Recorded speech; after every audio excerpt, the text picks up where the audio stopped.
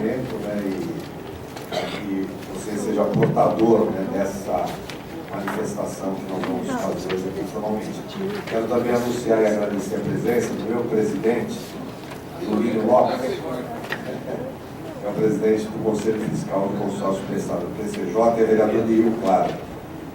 Agora quero passar então a palavra para o professor Antônio Carlos Zuffo, né, para que ele possa fazer a sua exposição dos aspectos técnicos que devem embasar a renovação do autódromo.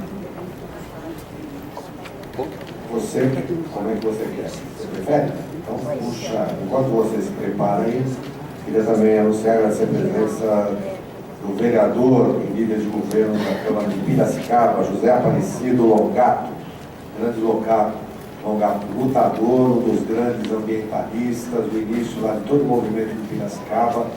Vou nem falar quantos anos, mas ele é um dos pioneiros dessa luta aí de defesa de Piracicaba. Obrigado por tê-lo aqui, Longato.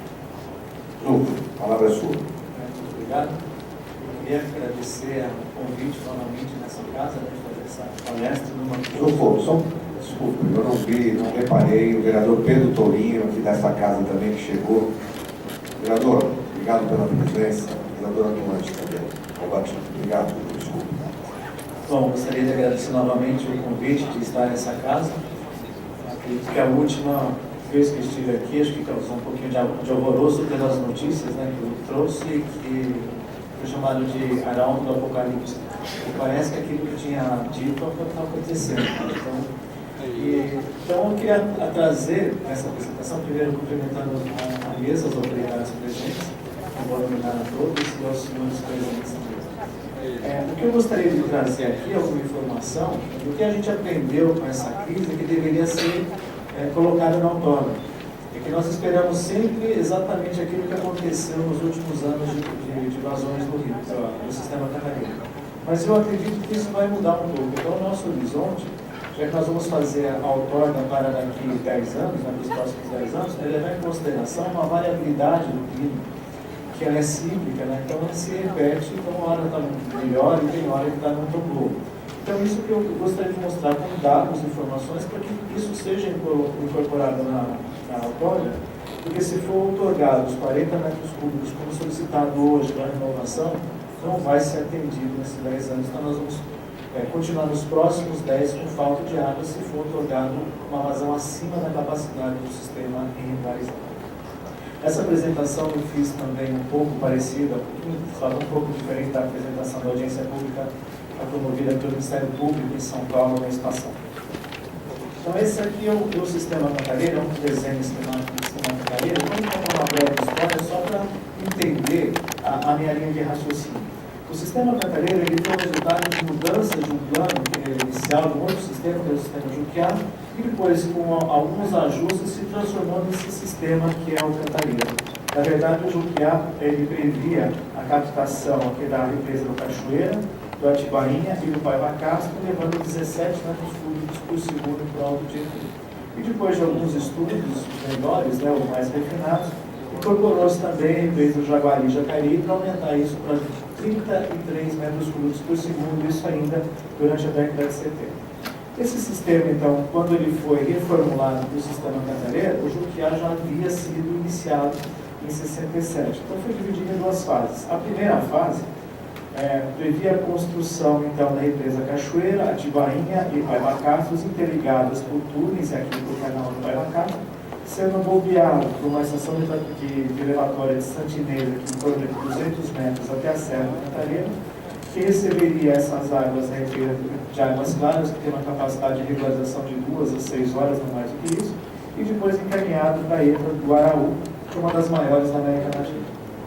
Isso foi terminado em 74, iniciou-se em 67 e foi concluída a primeira fase de 74. Em 77, 3 anos após a conclusão da primeira fase, foi iniciada a segunda, com a construção, então, aqui dos 2 reservatórios de Jaguari e Jacareí, né, que é do principal e afluente, interligados com o canal, e que só esses 2 reservatórios, eles correspondiam a 82% de todo o volume armazenado no sistema Cantareira. Então, esse aqui é o coração do sistema. ele foi concluído em 82, essa data é importante. Então, somando os 22 com os 11 da primeira fase, daria os 33 pelo qual ele foi projetado, então, no final da década de 60 e depois até metade da década de 70. O que nós observamos nas séries históricas de precipitação aqui de Campinas, do IAC, que é uma das maiores, né, tem a série mais longa do Brasil, desde 1896, mais de 100 anos, é que as precipitações, elas variam de um ano para outro, isso é normal, né? Então são altamente variáveis da média, mas o que nós podemos aqui observar é um comportamento cíclico em que sobe e desce as precipitações médias, e isso vai influenciar justamente na produção de vazões. Quando nós estávamos aqui anteriormente à década de 30, entre 1910 aqui e 1932, a média era maior do que a média desses últimos dos anos em que existiam dados para o dimensionamento do sistema Cantareira. O sistema Cantareira teve os seus dados a partir de 40 até mais ou menos 67, de 27 anos de dados. E nesse período foi o período mais seco da história registrada. E logo depois da conclusão da primeira fase, e antes da conclusão da segunda fase, começa a chover mais no sistema e nós observamos durante 40 anos umas precipitações superiores àquela do período que foi dimensionado. Ou seja, existem esses degraus de sobe e desce das precipitações. E quando existe essa subida de mais ou menos 10%, a resposta desse aumento da precipitação não se dá em 10% na vazão, se dá muito mais, porque em torno dessa precipitação, 850 ou 900 milímetros são perdidos por evapotranspiração e que vão ser continuados, vão ser perdidos ainda por evapotranspiração, mesmo que aumente a precipitação. Então, esse aumento de 10% vai corresponder a torno de 30% a mais da produção de vazão, ou se reduzir 10% da média, pode representar uma diminuição de 30% de vazões. Então, quando aumentou menos de 10%, nós esperamos também um aumento das vazões que foi verificado a partir na segunda metade da década de 70, que houve um aumento na produção de água do sistema cantareiro como um todo. Então, isso é natural. Então, nós estamos esperando que agora, para frente, as precipitações caiam de patamar, não sabemos quanto, mas deve cair, e nós já verificamos aqui uma queda abrupta. Aqui eu só tenho a regra até 2002, das 14, em torno de 700, mais ou menos igual a isso daqui, ou seja, teve a mesma queda que foi observada aqui entre 31 e 33, é o que se daria aqui em 2014, em torno de 700 milímetros. Então, esse período que foi utilizado no dimensionamento do reservatório corresponde ao período de 35 anos de menores precipitações observadas em toda a série. Ou seja, o sistema foi dimensionado para uma realidade e depois ele operou num período mais úmido de maior abundância de água. Portanto, ele produziu mais água e essa produção a mais foi incorporada na gestão desse sistema. Só que daqui para frente, eu acredito que isso vai reduzir. Um outro exemplo, para não falar que esse foi o único posto, esse aqui também do IAG da USP, em São Paulo, no Parque do Estado, também mostra que a partir de meados de 75, nós verificamos um aumento de torno de 235 milímetros. Nós tínhamos uma média de 1.303 milímetros anuais, essa reta vermelha, seguida de 1.545 nessa reta verde, ou seja, muda o patamar. Então, esse patamar maior faz com que a produção de água tenha sido maior. E nesse período aqui, então, que nós temos nessa reta verde, nós ouvimos as notícias de grandes enchentes de São Paulo, né? Todas essas décadas passadas, essas 3, 4 décadas passadas, a notícia que nós tínhamos era de enchentes nas marginais em vários pontos de São Paulo. E antes disso, a notícia era de falta de água, de falta de saneamento, que não existia na cidade, que até a década de 70 apenas 50% da população tinha acesso ao serviço de água e esgoto. Então, nós verificamos aqui nos dados aqui de Campinas, essa curva vermelha mostra as precipitações em torno de 1940 a 75, uma distribuição de frequência. Qual a frequência do tempo, essas precipitações aqui embaixo elas ocorrem. E verificamos, se nós acrescentarmos os períodos recentes dos últimos 40 anos, de 1940 a 2011, nós temos um aumento de 10 a 15% nas precipitações. Se fizéssemos uma outra curva, colocando de 75 a 2011, ela seria maior ainda, ou seja, o aumento ocorreu nesses últimos 40 anos bem maior do que nós registramos no período que o sistema foi dimensionado. Só que agora o movimento vai ser o oposto, né? vai haver um movimento de volta, de redução dessa precipitação, porque esse fenômeno é cíclico, é chamado do efeito José, que já foi anunciado na mídia.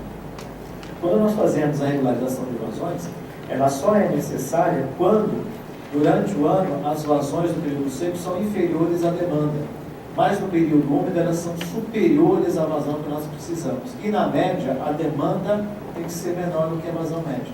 Então nós conseguimos atender a regularização de vazões para vazões menores do que a média. Para isso, nós precisamos construir reservatórios para transferir esse excedente no período úmido para o período seco. E aí, esse volume reservado, eu consigo atender então a vazão de demanda, usando a vazão mínima que entra no rio, a vazão natural do rio, mais o volume que foi armazenado no reservatório. Muitas vezes, o reservatório tem que ser construído para o quê? Só o excedente do ano não é suficiente para atender a demanda no determinado ano. Então, existe transferência de vários anos para o período seguinte. É o que foi feito no Cantareira. Na década de 50 foram 7 anos de precipitações mais baixas e o reservatório que previa, se repetisse o que aconteceu na década de 50, nós passaremos atendendo ao abastecimento sem nenhum problema. O que nós verificamos é que há 2 anos, 3 anos agora passados, nós tivemos enchente aqui na bacia, os reservatórios do sistema Cantareira, os retentores sangraram, ele foi cheio, e em 2 anos e meio estavam secos. Então isso não corresponde àquilo que ele foi planejado para atender a vazão, né, de demanda por pelo menos 5 ou 6 anos. Então, algum problema na gestão tinha, na operação do sistema. E esse aqui é um desenho que mostra, né, a transferência de volume de período úmido para períodos mais secos. Como nós observamos que a média aumentou, se a média aumentou, também se verifica um aumento das vazões máximas e uma redução também das vazões mínimas. Existe um aumento dessa diferença. E com o aumento dessa diferença, para regularizar a mesma vazão, teríamos que aumentar o volume dos reservatórios. Isso não foi feito na renovação da outorga em 2004. O que acontece? Então, como são maiores os extremos de máxima e mínima, os volumes existentes eles não teriam capacidade para regularizar uma nova vazão média se não houvesse aumento físico dos reservatórios. E isso não ocorreu. Então, sem volume, para aumentar a vazão de regularizada, há então a necessidade de aumentar os volumes de reservação, pois senão não regularizará a nova vazão. Então, na renovação de 2004, foi aumentada de 33 para 36 metros cúbicos por segundo, justamente porque o sistema produzia mais água. Só que o sistema produziu mais do que os 36 metros cúbicos por segundo. Então, até a renovação de outorga, esse era o desenho esquemático do sistema Cantareira. Esse aqui é o volume útil, então o nível da água do sistema deveria variar entre o mínimo e o máximo operacional, isso seria condições normais. O que está acima é chamado de volume de espera, que tem a finalidade de proteção da própria obra, da própria barragem, e para atenuação de enchentes ajusante na área aqui da bacia do PCJ. E o volume que fica abaixo do nível mínimo operacional é chamado de volume morto. Ele não tem nada a ver com qualidade da água. Ele ele não é utilizado em condições normais. Então a água ela funciona apenas como um suporte para o volume acima. Então ele precisa desse volume aqui para que a água saia de um reservatório para outro por gravidade, sem necessidade de bombeamento. Por isso que os volumes de espera, os volumes mortos do sistema Cantareira eram grandes, porque existe a transposição de bacias. Ele não é no mesmo rio. Ele muda de bacias e, portanto, ele precisa de uma cota mínima para ser captado. Mas a qualidade que existe aqui da água no volume morto, em teoria, ele seria o mesmo aqui do volume útil, porque existe circulação dentro do reservatório. E aqui o PCJ sempre recebeu água da descarga de fundo, que fica abaixo então, do nível mínimo operacional, que seria do volume morto, nós nunca tivemos problema. Então, até 2004, o volume morto correspondia a 687,75 hectômetros cúbicos, e o volume útil em torno de 765,71. No ano seguinte, quando foi renovado o sistema, não houve aumento físico do reservatório, mas houve mudança do nível máximo operacional e mínimo operacional. Foi reduzido o volume morto, esse número aqui está errado, são 481, esqueci de apagar um 6. E aqui em cima, o volume útil foi aumentado de 673 para 973. Isso em 2003. Desculpa novamente.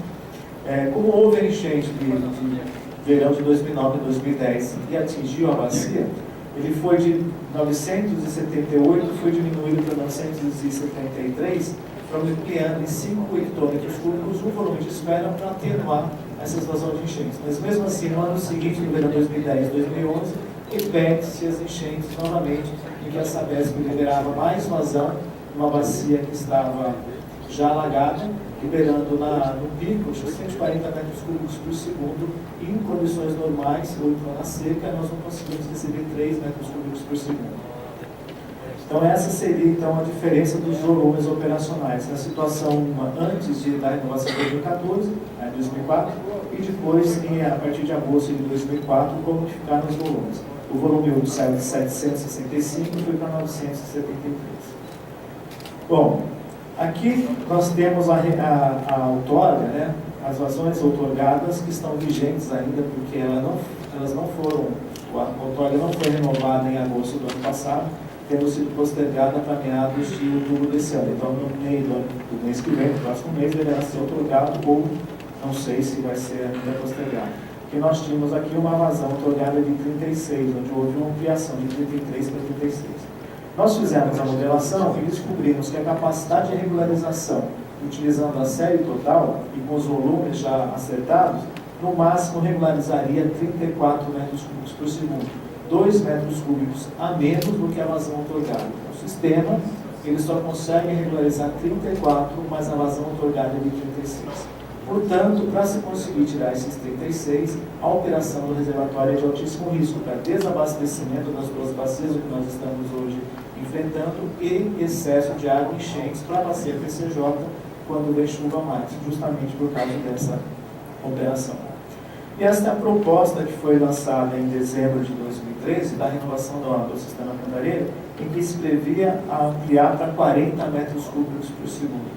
E eu acabei de mostrar que o sistema, do jeito que ele foi construído, pelos dados que existiam, que estavam disponíveis para o projeto na década de 70, só permitem, então, a regularização de 34. Nós não podemos ampliar para 40, porque a média de longo período é menor do que essa vazão que estão tentando regularizar.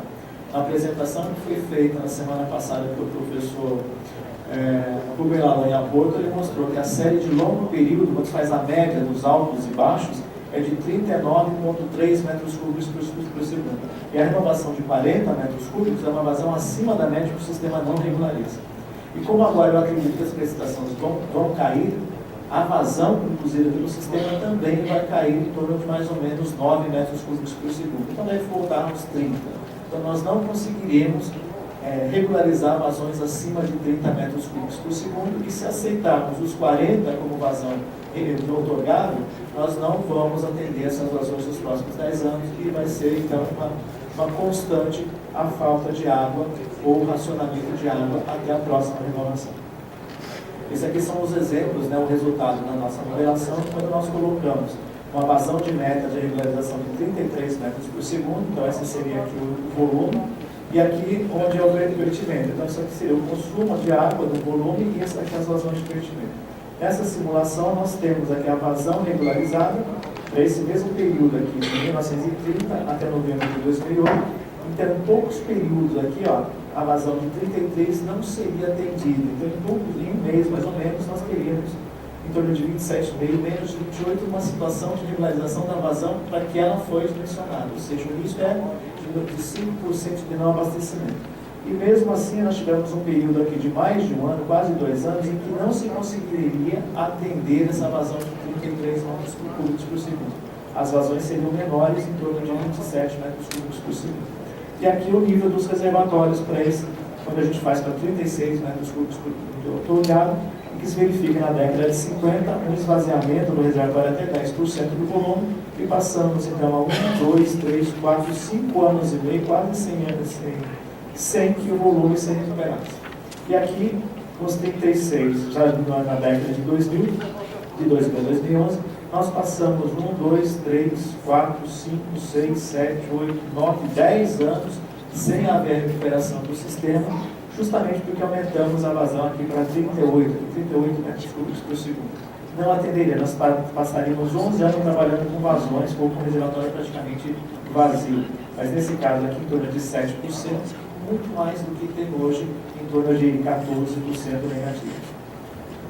Então, na vazão de regularização, o sistema Cantareira ele não consegue ou conseguirá regularizar vazões acima dos 32 metros cúbicos por segundo, somente a custo alto, de alto risco as enchentes, as áreas ajusantes do reservatório e de altos riscos de desabastecimento de ambas regiões atendidas, né? Região metropolitana de São Paulo e a região metropolitana de Campinas, conforme evidenciado nesses 2 últimos anos.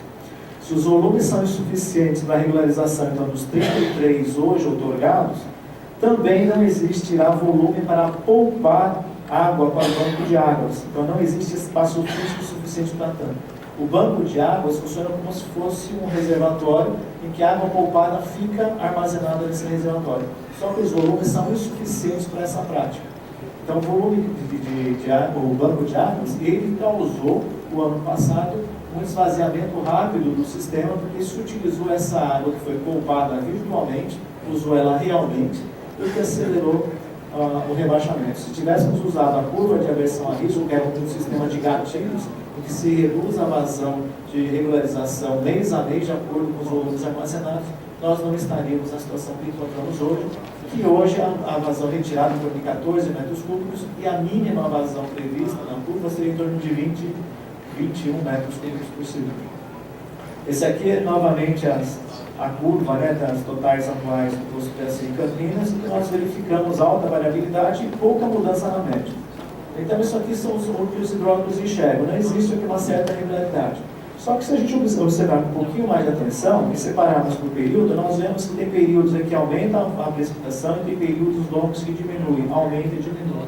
Então nós estamos nessa de baixo, em que mudam as variáveis, né? A média e o desvio padrão mudam nesses trechos e, portanto, qualquer previsão de estatística da engenharia, da hidrologia, os parâmetros mudam, a resposta também muda. Então, se nós enxergássemos a série dessa maneira, essas decisões que foram tomadas na ampliação da vazão do outono de São Paulo em 2004 teriam sido feitas, porque nós saberíamos que haveria então uma redução.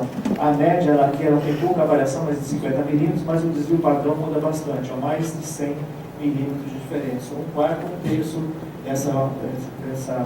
desse valor. Aqui volta a subir e volta a cair. Então, nesses períodos, o tratamento estatístico é diferente. Então, toda a previsão muda se alguém aqui consegue trabalhar entende um pouco de estatística. Então, o que nós foi observado na década de 30, nós observamos agora, nesses 2 últimos anos, 2014 e 2015, uma redução drástica da precipitação, de torno de 1.700, caindo abaixo dos 800 milímetros, praticamente 900 milímetros a menos, né, do que eu observado nos 4 anos anteriores.